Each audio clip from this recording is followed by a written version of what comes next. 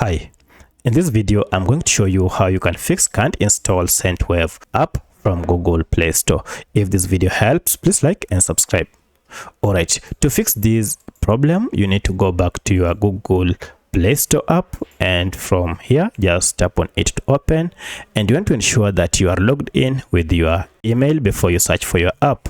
However, if you're already logged in with your Gmail account but you're still unable to install it, then go to the profile icon here and scroll down to settings, and now under settings go to network preferences option, and here look for app download preference.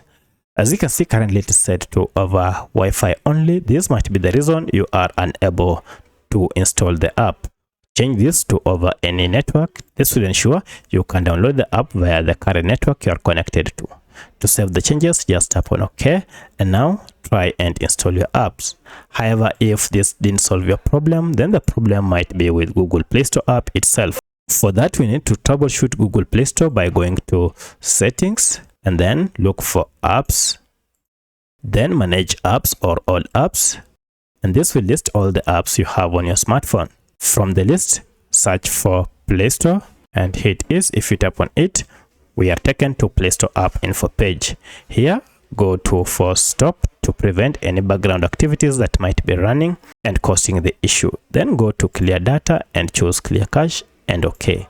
Once you're done, now restart your smartphone and open your Google Play Store app, and now open your search, and I'll search for my app Sendwave like that, and if I run my search, we have our app here.